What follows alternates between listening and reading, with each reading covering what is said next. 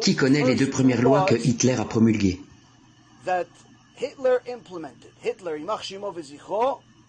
Les deux premières lois que Hitler a promulguées qui, non seulement, l'ont jamais mis dans une catégorie à part de toutes les autres personnalités historiques, mais qui ont également créé le plus grand miracle financier de toute l'histoire.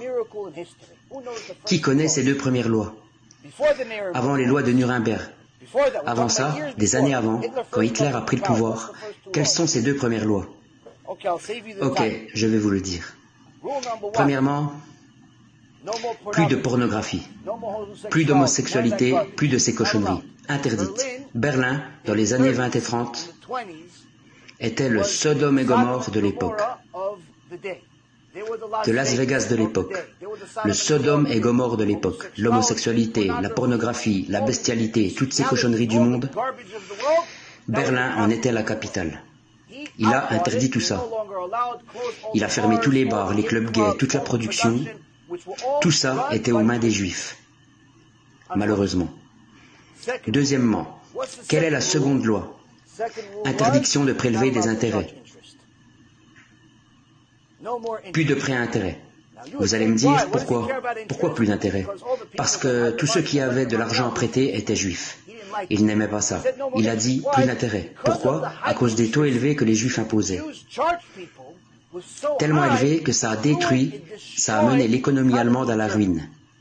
Ils l'ont détruite, comme ils avaient détruit la Russie quelques années auparavant avec le communisme. Les Juifs ont détruit la Russie, pas les goïms, les Juifs. Le communisme, c'était les Juifs. Ne vous laissez pas berner. Étudiez l'histoire. Karl Marx et tous les autres damnés, ils étaient tous juifs. Mauvais, mais juifs néanmoins. Ils ont détruit la Russie et il a écrit dans le chapitre 2 de Mein Kampf, ils ont détruit la Russie, ils veulent maintenant détruire l'Allemagne. C'est pourquoi il faut que je les détruise. Ça ne veut pas dire qu'ils avaient raison, c'est juste l'histoire vraie. Donc, il a vu que les Juifs contrôlaient le système financier et qu'ils prêtaient à des taux tellement élevés qu'ils détruisaient l'économie allemande à tel point que quand vous alliez acheter du pain à la boulangerie, il fallait y aller avec une charrette remplie d'argent. Le temps d'arriver à la boulangerie, c'était déjà plus assez. Pourquoi? Parce que l'inflation était tellement élevée, le pain valait beaucoup plus et l'argent avait été dévalué. Il s'est dit, quelle est la cause? Parce que personne n'a les moyens de faire plus de quoi que ce soit. Parce que les taux sont tellement élevés, alors il a décidé de supprimer l'intérêt. Interdit de prêter avec intérêt. C'était au moment de la Grande Dépression partout dans le monde.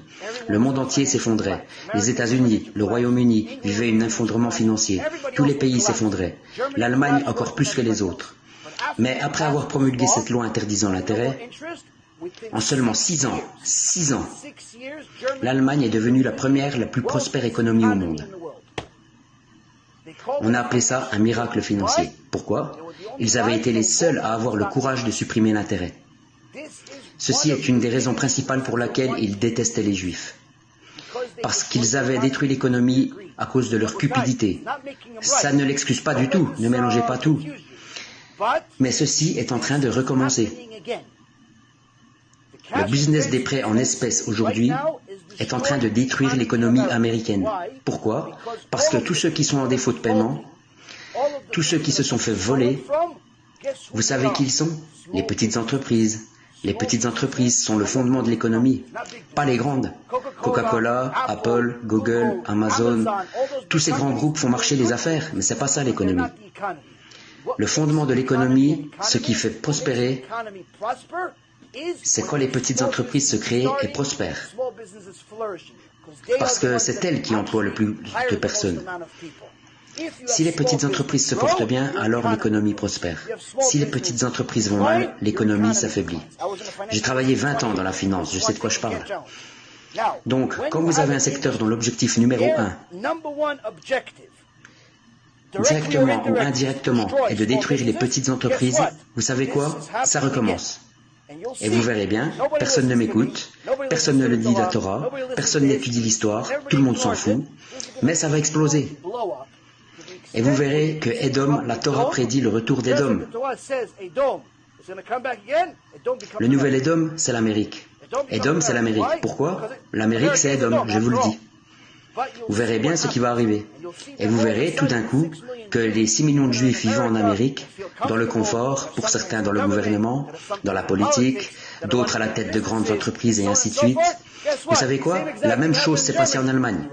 Nous étions dans la politique, dans les affaires, nous réussissions, nous étions puissants. En Allemagne, c'était pareil. En Grèce, pareil. À Rome, pareil. En Égypte, pareil. Vous savez quoi? Nous en voulons toujours plus. Nous péchons. Nous devenons mauvais. Que se passe-t-il? Vous voulez faire le mal? Dieu va vous punir. Vous savez quoi? Il va vous rendre la monnaie de votre pièce. Ceci est en train de se passer sous nos yeux. Malheureusement, je ne sais pas si les grands rabbins de notre époque s'en rendent pas compte ou sont nonchalants. Je ne sais pas.